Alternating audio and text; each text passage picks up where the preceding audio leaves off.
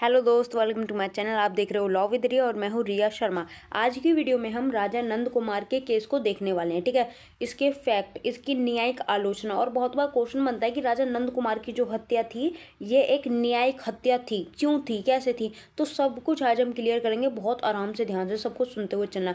एक और बात बता दूं कि राजा नंद कुमार के वाद के सिवाय पटनावाद और कौसीजुरावाद, ये दो केसेस और हैं जो लीगल एंड कॉन्स्टिट्यूशनल हिस्ट्री में बहुत ज़्यादा इंपॉर्टेंट है।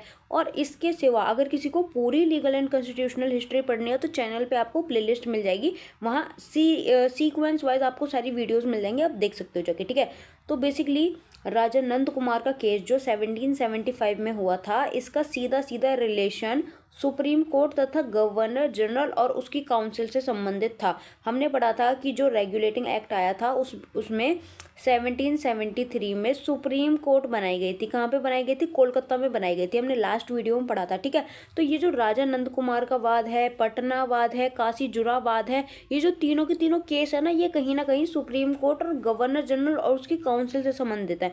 अब मैंने पहली वीडियो में बता दिया था पहले ही कि एक गवर्नर जनरल होता है और 4 उसकी काउंसिल में मेंबर होते हैं। टोटल कितने हुए? 5। ठीक है, और ये जो बच्चों गवर्नर जनरल होता है, इसे अपनी काउंसिल के चारों सदस्यों की बात मान के चलनी पड़ती है। समझ गए? साथ ही ये जो केस था ना राजा नंद कुमार का, इसमें हमें गवर्नर जनरल वॉरेन हेस्टिंग और सुप्रीम कोर्ट की न्यायाधीश यानी कि जो जज थी एलिजा इम्पे, उनकी आपसी मित्रता के कारण न्याय प्रशासन का नग्न चित्रण देखने के लिए मिलता है। यानी कि इन दोनों की दोस्ती की वजह से राजा नंद कुमार की जान गई। अब आप जब अपने दिमाग में क्वेश्चन सोचोगे ना कि राजा नंद कुमार कौन था, फांसी क्यों हुई, सजा क्यों सुनाई गई, क्यों मृत्यु दंड दिया गया, क्या किया उसने ऐसा, जब आप क्वेश्चन पूछोगे तो खुद पे खुद सब कुछ सॉल्व होता चला जाएगा। मेरा रूल यही है, सिंपल सा। ठीक है, तो अब ध्यान से सुनते हैं, कहानी की तरफ बढ़ते हैं।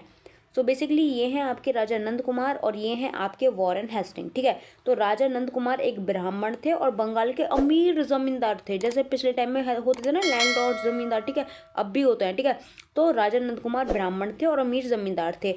उस समय उन्होंने गवर्नर जनरल यानी कि ये जो वॉरेन हेस्टिंग थे गवर्नर जनरल थे। जैसे आज के टाइम में होता है ना commander, governor general, lieutenant, major, chief, जो भी। ठीक है, तो उसी तरह ये गवर्नर जनरल थे। अब होता क्या है कि राजा नंद कुमार जो कि एक ब्राह्मण थे, उन्होंने गवर्नर जनरल वॉरेन हेस्टिंग के खिलाफ घूस लेने, घूस का मतलब होता है रिश्वत लेने और भ्रष्टाचार करने का केस काउंसिल के समक्ष किया था।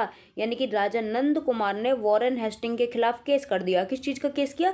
कि ये जो वॉरेन हेस्टिंग है ये घूस लेता है और भ्रष्टाचार करता है। अब पीछे की कहानी समझो, होता क्या है। गवर्नर जनरल वॉरेन हेस्टिंग थे, ये बात हमें पता है। उसके सिवाय काउंसिल के 4 सदस्य थे। अभी पीछे मैंने आपको बताया, पहला था फ्रैंकिस, एक था क्लैवरिंग, एक था मॉनसून, एक था बेयरवेल। अब लफड़ा ये था कि ये जो 3 सदस्य थे ना, फ्रैंकिस, क्लैवरिंग और मॉनसून, ये तीनों के 3 अपोज थे। अपोज का मतलब होता है खिलाफ होना। तो ये तीनों के 3 वॉरेन हेस्टिंग से चिढ़ते थे, वॉरेन हेस्टिंग के खिलाफ थे। लेकिन जो बेयरवेल था, ये जो था बेयरवेल, ये वॉरेन हेस्टिंग के पक्ष में था और ये तीनों के तीनों विपक्ष में थे। ठीक है, आई होप ये कहानी आपको यहाँ तक की समझ में आई होगी। अब एक क्या था कि काउंसिल के 3 सदस्य यानी कि जो वॉरेन हेस्टिंग के खिलाफ थे, उन्होंने राजा नंद कुमार को भड़काया कि वो वॉरेन हेस्टिंग के खिलाफ घूस लेने और भ्रष्टाचार का केस जो है वो काउंसिल के समक्ष लाए। यानी कि ऐसा नहीं था कि राजा नंद कुमार एकदम से गुस्से में उठे और उन्होंने जाके केस कर दिया कि ये तो रिश्वत लेता है, घूस लेता है। नहीं, वॉरेन हेस्टिंग के खिलाफ राजा नंद कुमार को भड़काया था। किसने भड़काया था? तो बेसिकली ये जो 3 काउंसिल के मेंबर चिढ़ते थे ना, ये जो काउंसिल के सदस्य खिलाफ थे वॉरेन हेस्टिंग के, इन्होंने राजा नंद कुमार को भड़काया कि जाओ जाके आप उसके खिलाफ ऐसे ऐसे केस करो। ठीक है, तो फिर क्या होता है, राजा नंद कुमार ने फ्रैंकिस को एक शिकायत पत्र दिया। अब आप पूछोगे फ्रैंकिस कौन? भैया फ्रैंकिस जो है ये एक सदस्य ही है काउंसिल का। ठीक है, ये नाम चाहो तो याद रख लेना, चाहो तो मत याद रख लेना। ठीक है, लेकिन याद रख लोगे तो आप ही की भलाई है। ठीक है, तो बेसिकली राजा नंद कुमार ने फ्रैंकिस को एक लेटर दिया, शिकायत वाला लेटर दिया, शिकायत पत्र दिया, जिसमें उन्होंने आरोप लगाया कि जो वॉरेन हेस्टिंग है उन्होंने उनके लड़के यानी कि गुरुदास कौन था? राजा नंद कुमार का लड़का। ठीक है, तो राजा नंद कुमार ने आरोप लगाया कि इसने मेरे लड़के को दीवान नियुक्त करने के लिए 8 बैग सोने की मुद्राएं ली हैं। 8 बैग यानी कि 8 बैग भर के घूस लिया है, सोने की मुद्राएं ली हैं। ठीक है, साथ ही साथ इसने केवल मेरे बेटे से मेरे बेटे की रिश्वत नहीं ली, इसने 2.5 लाख रुपए मुन्नी बेगम से लिए हैं। किस चीज़ के लिए लिए हैं? नाबालिग नवाब मुबारक उद्दौला की अभिभावक बनाने के लिए, अभिभावक का मतलब होता है गार्जियन यानी कि पेरेंट्स बनाने के लिए। तो एक तो इसने जो आपका वॉरेन हेस्टिंग है, एक तो इसने 8 बैग सोने की मुद्रा घूस किससे ली, गुरुदास के लिए ली, और किससे ली, राजा नंद कुमार से। पहली बात तो ये हो गई। दूसरी बात ये है कि सबको पता है कि जो सरकारी काम होते हैं उनमें पैसा देना पड़ता है तो वो काम जल्दी कर देते हैं, वरना ठीक से करते भी नहीं है। तो बेसिकली क्या हुआ कि 2.5 लाख रुपए मुन्नी बेगम से लिए घूस के रूप में। कितने रुपए लिए, 2.5 लाख रुपए मुन्नी बेगम से लिए। क्यों लिए, नाबालिग नवाब मुबारक उद्दौला की अभिभावक बनाने के लिए। मान लो मैं एक बच्चा गोद लेने जाऊं, उस बच्चे का नाम है नवाब मुबारक उद्दौला, और उसका अभिभावक बनने के लिए या फिर उसे गोद लेने के लिए मुझे 2.5 लाख रुपए देने पड़े। ये ही हुआ था। वॉरेन हेस्टिंग के खिलाफ 2 आरोप लगाए गए। पहला आरोप ये कि वॉरेन हेस्टिंग ने राजा नंद कुमार के बेटे गुरुदास को दीवान बनाने के लिए 8 बैग सोने की मुद्रा ली है। जैसे आपको पता है कोई भर्ती वगैरह करते हैं या किसी को किसी चीज़ में लेते हैं तो कुछ ना कुछ पैसे ले लेते हैं, ठीक है, घपलेबाजी जो होती है, ठीक है। और दूसरा 2.5 लाख रुपए मुन्नी बेगम से लिए हैं, 8 बैग सोने के उससे लिए हैं। तो ये आरोप लगाया था राजा नंद कुमार ने वॉरेन हेस्टिंग के खिलाफ। समझ में आया हो तो बताना, ठीक है।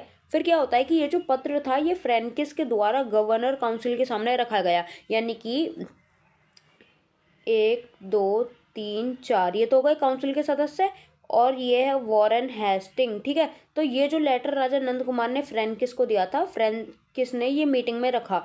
अब जब सारी चीज़ें देखी गई तो काउंसिल जो थी यानी कि जो 4 मेंबर थे, इन्होंने मामला सुना तो इन्होंने 3,54,105 रुपये हर्जाने के रूप में वॉरेन हेस्टिंग को ब्रिटिश खजाने में डालने का आदेश दिया। यानी कि इन चारों ने बोला कि आपने घूस लिया है, आपने रिश्वत ली है, तो अब आप इसकी भरपाई करोगे, आप 3,54,105 रुपये जो हमारा खजाना है उसमें डालोगे। यानी कि इन पे एक तरह से जुर्माना लगा दिया गया।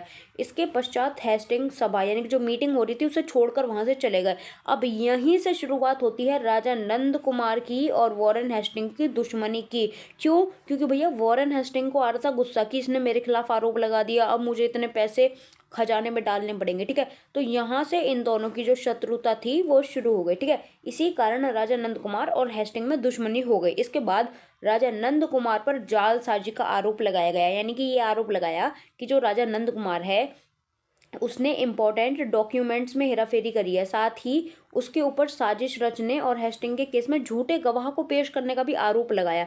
यानी कि पहले राजा नंद कुमार ने वॉरेन हेस्टिंग पे आरोप लगाया, लेकिन अब वॉरेन हेस्टिंग ने राजा नंद कुमार पर आरोप लगाया। पहला आरोप ये लगाया कि इसने डॉक्यूमेंट यानी कि जो दस्तावेज होते हैं उन्हें यहाँ वहाँ कर दिया, हेराफेरी कर दी, गायब कर दी, ठीक है। दूसरा आरोप उसने ये लगाया कि इस बंदे ने मेरे खिलाफ यानी कि ये जो राजा नंद कुमार है इसने मेरे यानी कि वॉरेन हेस्टिंग के खिलाफ साजिश रची है और झूठे गवाह ये मेरे केस में लेके आया था, ठीक है। अतः हेस्टिंग्स और एलिजा इम्पे की आपसी सांठगांठ के चलते नंद कुमार को मृत्यु दंड की सजा दी गई। यानी कि नंद कुमार के खिलाफ ये आरोप लगाए गए कि इन्होंने ऐसा ऐसा किया है और नंद कुमार को मृत्यु दंड की सजा दे दी गई। अब इसे इतिहासकारों के द्वारा न्यायिक हत्या बताया गया। यह वाद न्याय प्रशासन के दोषों को भी उभार कर सामने लाया। आप खुद सोचो कि अगर मान लो मैं हूँ, मैंने कोई डॉक्यूमेंट अगर यहाँ से वहाँ कर दिए तो इतनी सी बात के लिए आप मुझे मृत्यु दंड दोगे। हमारा देश वो है जहाँ पे अगर कोई रेप भी कर देता है, मार के भी भाग जाता है, तो भी उसे इतना बड़ा दंड नहीं दिया जाता। लेकिन अगर कोई डॉक्यूमेंट मैंने यहाँ से यहाँ कर दिया या मैंने गायब कर दिया तो उसके लिए आप मुझे मृत्यु दंड दोगे। एग्जैक्टली यही हुआ था राजा नंद कुमार के साथ। राजा नंद कुमार की कोई भी गलती नहीं थी, लेकिन फिर भी उन्हें मृत्यु दंड दिया गया। अब होता क्या है कि ये जो हेस्टिंग है ना, वॉरेन हेस्टिंग, इसकी एलिजा इम्पे यानी कि जो सुप्रीम कोर्ट की जज थी उससे बहुत अच्छी खासी रिलेशन थी, जिस कारण राजा नंद कुमार को सजा दी गई।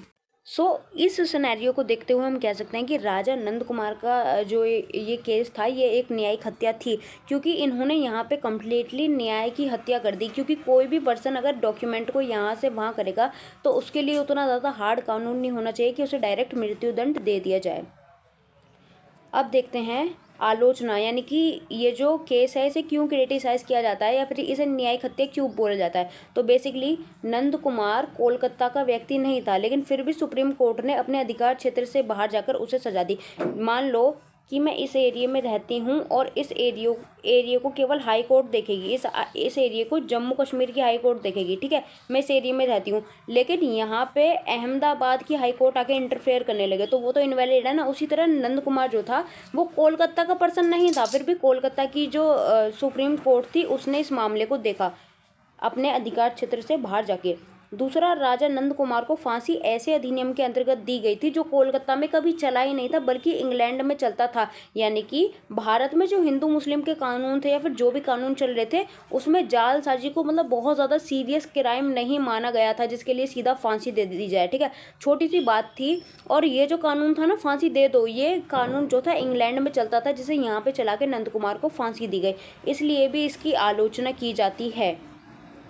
अगला है, राजा नंद सुप्रीम कोर्ट के निर्णय के खिलाफ किंग एंड काउंसिल में अपील करना चाहते थे लेकिन उन्हें अपील नहीं करने दी गई। मान लो मैं हाई कोर्ट ने मान लो मुझे मृत्यु दंड सुना दिया, अब मैं इससे खुश नहीं हूँ तो मैं चाहती हूँ तो मैं सुप्रीम कोर्ट में अपील कर सकती हूँ। उसी तरह राजा नंद भी सुप्रीम कोर्ट के फैसले से खुश नहीं थे तो उन्होंने सोचा कि मैं किंग एंड काउंसिल में अपील करूंगा, लेकिन उन्हें अपील ही नहीं करने दी, ठीक है, यानी कि उन्हें कोई मौका ही नहीं दिया गया कि वो बच सकें। दूसरा, कि जो आरोप नंद कुमार पर लगाया गया वो घटना सुप्रीम कोर्ट की स्थापना से भी पुरानी थी, यानी कि जो जालसाजी था वो बहुत पुरानी बात थी, सुप्रीम कोर्ट की तब तक स्थापना भी नहीं हुई थी। अर्थात राजा नंद कुमार को ऐसे अपराध के लिए दंडित किया गया जो भूतकालीन यानी कि एक्स पोस्ट फैक्टो था और न्याय संगत नहीं था। जैसे समझ लो कि आज ये कानून है कि आप 4 बच्चे पैदा कर सकते हो, लेकिन 10 साल बाद ये कानून बन जाएगा कि आप 4 बच्चे नहीं पैदा कर सकते और आपके 4 बच्चे पहले से ही हैं तो सरकार आपको गिरफ्तार थोड़ी ना कर लेगी। आप कह सकते हो कि ये अब अपराध है, पहले अपराध नहीं था। तो ऐसा ही कुछ राजा नंद कुमार के साथ हुआ था। सो अगर आपको समझ में आया हो तो कमेंट करके बताना, और किसी भी टॉपिक या फिर आपको किसी भी टाइप के लीगल नोट्स चाहिए तो आप इस पे डीएम कर सकते हैं। लॉ विद रिया नाम से मेरा टेलीग्राम एंड व्हाट्सएप चैनल है, आप डीएम कर सकते हैं। आपको कोई भी समस्या हो, कोई भी चीज़ समझ में नहीं आ रही हो तो कमेंट करके बताना। Thanks for watching. जय हिंद, जय भारत।